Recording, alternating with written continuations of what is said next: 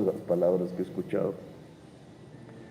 Tienen que ver quizás con que la señora jefa de gobierno de la Ciudad de México está vinculada de alguna manera con las raíces de mi propia existencia, porque de jóvenes, el movimiento que lideraba estudiantil se vinculó no al movimiento, sino a una amistad con los líderes del movimiento 19 de abril M19, al cual pertenece. Aquí estuvo Rafael Vergara, delegado del movimiento, gozando del exilio, entre comillas, porque la nostalgia siempre invade el exilio, pero permitiendo México en ese entonces que insurgentes colombianos en ese entonces que luchaban por la democracia pudieran estar aquí, entablar conversaciones, diálogos, sueños, ilusiones con también revolucionarios mexicanos, con líderes y lideresas de los movimientos sociales. También me acabo de enterar que su familia está ligada también a la descendencia de Gabriel García Márquez, que también esta ciudad brindó hospitalidad cuando lo perseguían en Colombia. Así que tenemos muchas cosas en común. Ya veremos el futuro, cómo va trazando las líneas políticas, los flujos de la política y de las sociedades en la historia hacia adelante. Una historia que aquí, cada vez que venimos, tratamos de recordar. Y esta mañana, hablando con el presidente Andrés Manuel López Obrador,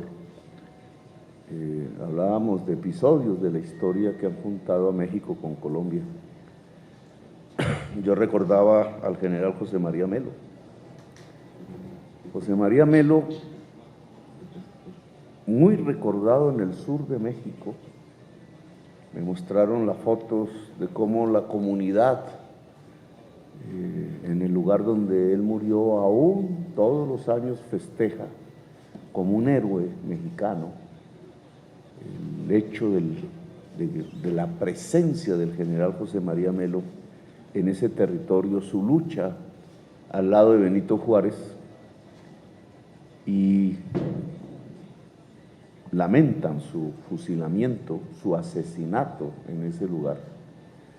El general José María Melo es ni más ni menos el último oficial del ejército de Bolívar. En Colombia no se le recuerda por eso mismo, porque no se quiere recordar que por decreto los esclavistas de Colombia evaporaron, destruyeron, anularon la existencia del Ejército Libertador. El Ejército Libertador era integrado por negros, por indígenas, por gente del pueblo. Habían hecho la libertad indudable, no solo de Colombia, sino de buena parte de América Latina. Eran la organización más fuerte, armada, de origen popular que existía, y por tanto era mirada con recelo por las oligarquías que, herederas de la independencia, descendientes de los españoles, en realidad eran herederos del esclavismo, eran privilegiados de la existencia de la esclavitud. Y un ejército de negros, un ejército de campesinos, de chusma, como decían en Santa Fe de Bogotá, de los sin camisa, de los que no tenían sino alpargatas en sus pies, pero que estaban armados y que habían derrotado uno de los principales ejércitos del mundo, el ejército monárquico español. Se veía como un poder popular que había que aniquilar. Uno de sus oficiales, siendo teniente en la época de Bolívar, era un indígena. Había nacido en el sur del Tolima, en Coyaima. Se llamaba José María Melo. Fue ascendiendo dentro del Ejército Libertador por sus méritos. como indígena podía ascender en un organismo popular, no lo hubiera podido hacer dentro de una sociedad como la colombiana, que excluía a los indígenas y a las negritudes del poder. A la muerte de Bolívar fue a luchar en Venezuela en contra de los secesionistas para que la idea de Bolívar pudiera ser real, la Gran Colombia y la unidad latinoamericana, y fracasó en el intento. Regresó a Colombia y llegó a ser general. Siendo general, una insurrección artesana, es decir, los obreros del entonces, en 1850-51, en Bogotá, lo erigió presidente de la República. Es el único presidente indígena que ha tenido el país. Era el último oficial del Ejército Libertador, fue erigido por los obreros, el artesanado de la ciudad, como presidente de la República en una insurrección para tratar de proteger el país del libre comercio y poder seguir produciendo en ese entonces paños, telas. Fue erigido porque era el jefe, comandante en jefe del Ejército Libertador. Duró 8 meses su cargo, porque los esclavistas organizaron sus ejércitos en el Cauca, en Antioquia, rodearon la ciudad y derrotaron militarmente al general. Y el general se fue a El Salvador, luchó contra el pirata norteamericano en Nicaragua, siguió hacia el norte y llegó a Chiapas. Y allí como liberal encontró una revolución liberal, la de Benito Juárez, y decidió luchar por las ideas de Juárez. Benito Juárez le otorgó el título de general mexicano de los entonces ejércitos, y allí en el sur de Chiapas fue asesinado por derechas conservadoras que no querían las libertades en aquel entonces. Esa historia junta a Colombia, junta a México, junta ideales, junta ilusiones indudables, junta raíces de las dos naciones, de las dos repúblicas, como que el último oficial del Ejército Libertador vino a morir en México. ¿Cómo es que en Colombia no se le recuerda? ¿Cómo es que en Colombia no hay, en este tipo de palacios, que son los palacios de gobierno, una foto de él, un cuadro, una pintura de él? ¿Cómo es que se ha borrado de los libros de la historia? Porque como también un presidente negro, no se quiere que las juventudes y las generaciones futuras puedan descubrir que Colombia tuvo un presidente negro y que Colombia tuvo también un presidente indígena. Los presidentes tenían que tener los apellidos de abolengo, tenían que tener la tez clara, tenían que ser dignos descendientes de la monarquía española, tenían que ser descendientes y herederos del sistema esclavista, que no cayó con la libertad ni con la república, sino muchas décadas después, y que aún hoy se mantiene en uno de los países más desiguales del mundo, no en términos de sistema de producción, sino de cultura y de mentalidad. Aún la mentalidad esclavista está en el poder, en las gentes del poder político y económico de Colombia. Por eso Colombia durante 2 siglos no pudo construir una democracia. Construyó una república, pero no una democracia. Y después de asesinatos y violencias por doquier, por primera vez tiene un gobierno popular similar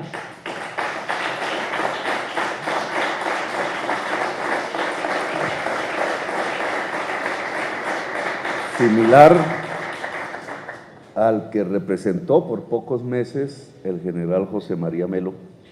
Esta mañana me contaban de otra historia, pero su nombre quiero que ustedes me lo recuerden. Un revolucionario mexicano en territorio mexicano que hoy es de Estados Unidos, Caterino Garza. En Colombia no se conoce, pero murió en combate en territorio colombiano.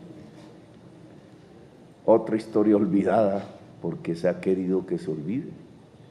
Enfrentó ejércitos de los Estados Unidos y ejércitos de México al mismo tiempo. Y desapareció del territorio en la vieja Texas, allá donde hoy las derechas pululan y generan mentalidades absolutamente anacrónicas al interior de la sociedad de los Estados Unidos. Él era el revolucionario mexicano. Y de pronto dejó de pelearles, nunca lo encontraron, nunca pudieron allí darle de baja, como dicen en las jergas de la violencia. Y de pronto aparece en Costa Rica.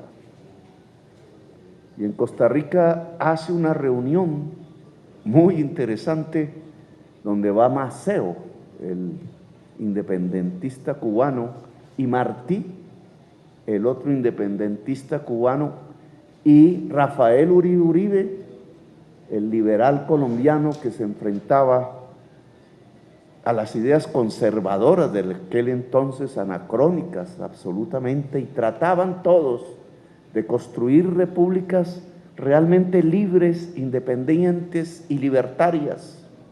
Se llamaban a sí mismos liberales. Rafael Uribe Uribe, señora jefe de gobierno, es el famoso Aureliano Buendía de los 100 años de soledad de Gabriel García Márquez, el de las 1000 batallas y las 1000 derrotas, el del coronel no tiene quien escriba. Rafael Uribe Uribe cayó asesinado a hachazos a escasos metros del Congreso de la República de Colombia en Bogotá. Era el único liberal en ese entonces que podía ser senador. Había luchado con las armas y hecho la paz. En esa reunión, que era una verdadera internacional liberal revolucionaria, en Costa Rica, país de revolucionarios en ese momento, a fines del siglo XIX, lo que se larvaban también eran ilusiones, posibilidades de una América Latina diferente. En un lugar cercano, de allí salieron para Cuba, de allí salieron para Colombia. Caterino se fue para Colombia a luchar por las ideas liberales. Y en territorio entonces colombiano, en Bocas del Toro, cayó bajo las balas del ejército conservador colombiano y cercano a un gran buque de guerra norteamericano que estaba allí cerca, porque Bocas del Toro dejó de ser colombiano unos años después, cuando nos quitaron a Panamá y por tanto al Canal de Panamá. Un mexicano murió allí, revolucionario en el territorio colombiano. Miren esas historias, una de aquí, otra de allá, cómo se van conjugando en una misma marea, en un mismo flujo de la historia, que al final es la historia de las luchas, de las ideas, de las ansias de libertad, de las ansias de democracia. Historias que van quedando en los pueblos, en la memoria, que tratan de borrar de los libros de historia quienes hacen esos libros desde las oligarquías, pero que se va imponiendo en la realidad. Yo me quisiera llevar los restos del general José María Melo a Colombia, a hacerle un homenaje, y me encuentro que tuvo descendencia aquí, que allá donde lo asesinaron crecieron sus hijos e hijas, sus nietos, sus bisnietos, que allá están sus herederos y hacen parte de México, ya no de Colombia, y que allí la comunidad ha construido monumentos que no hizo la República de Colombia. Allí él lo ha envuelto en banderas, allí ha construido la leyenda y la cultura popular, allí se le considera un héroe, como no se le considera en la República de Colombia. El esfuerzo de llevarme los restos se estrella contra otra realidad viva, que es el que ya el general José María Melo, indígena, que ayudó a otro descendiente de indígenas Benito Juárez en México es un héroe y parte de la cultura y del patrimonio de un pueblo. Se hizo pueblo. Cuando una persona se hace pueblo, se vuelve indestructible. Queda ahí. No es simplemente los restos o el intento de redignificarlo. Ojalá algún director o directora de cine excelsa pueda hacer las películas de estas historias. No sean solamente las historias de Hollywood las que llenen nuestras pantallas, sino nuestra historia.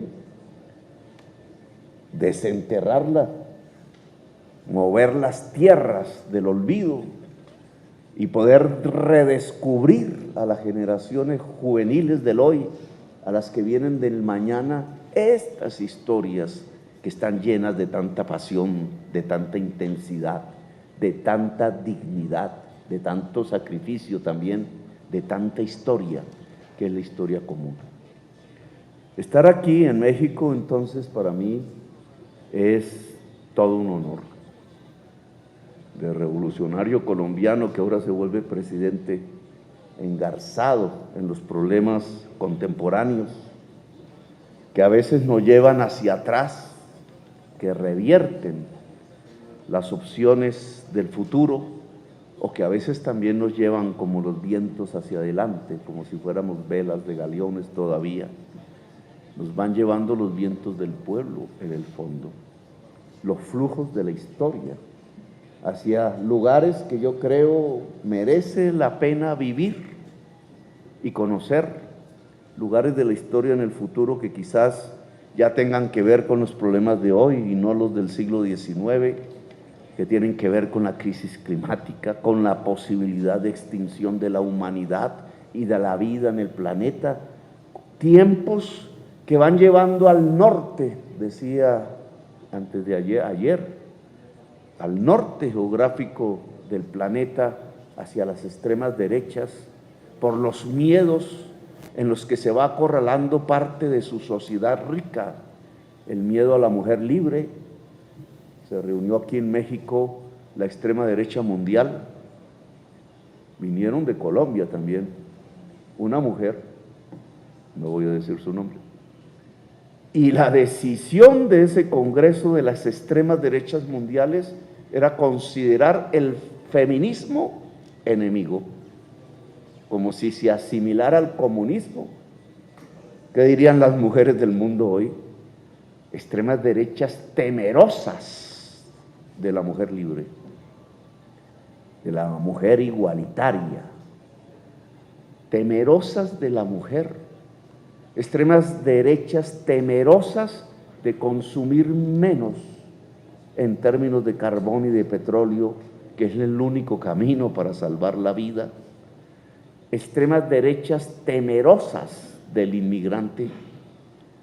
¿Cuántos centenares de miles, yo diría millones, no han cruzado por aquí pensando en pasar el río Bravo? ¿Cuántos han muerto? ¿Cuántos han devuelto? ¿Cuántos han encarcelado? ¿A cuántas han violado? ¿Cuánta esperanza ha sido derrotada en ese éxodo que no solamente es de las Américas, sino es también de África? Ese miedo al inmigrante que hace levantar muros y poner ametralladoras y campos de concentración y asesinar, como en el sur, en el norte de Marruecos y al sur de España, o hacer del mar Mediterráneo, allí cerca donde nació la palabra democracia, la fosa común más grande del planeta, de gente que se ha ahogado tratando de tener un lugar donde vivir porque en sus tierras ya no hay el agua, ya no hay el alimento, ya la crisis climática ha desatado el éxodo de la humanidad y el miedo al extraño, al inmigrante, al extranjero, al del color más oscuro en la piel, ha juntado entonces una barbarie que se insinúa, porque de nuevo las extremas derechas ganan las elecciones en el norte. Es 1933 a escala planetaria. Y miren ustedes cómo el sur reacciona de manera diferente.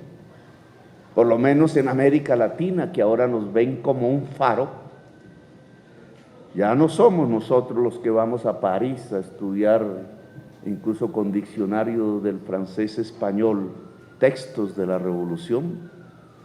Ahora los franceses vienen a mirar cómo es que cambiamos aquí las cosas. Ahora nos convertimos en faro y no en seguidores. Y esa es una enorme responsabilidad en estos tiempos del mundo. Es América Latina en donde alumbra el siglo. Y bajo esas circunstancias nos toca juntarnos, nos toca analizar, nos toca profundizar en las ideas, nos toca mover el cerebro y el músculo, nos toca mover los pueblos, porque sin pueblos no hay futuro. Nos toca personarnos del momento histórico en que hemos vivido.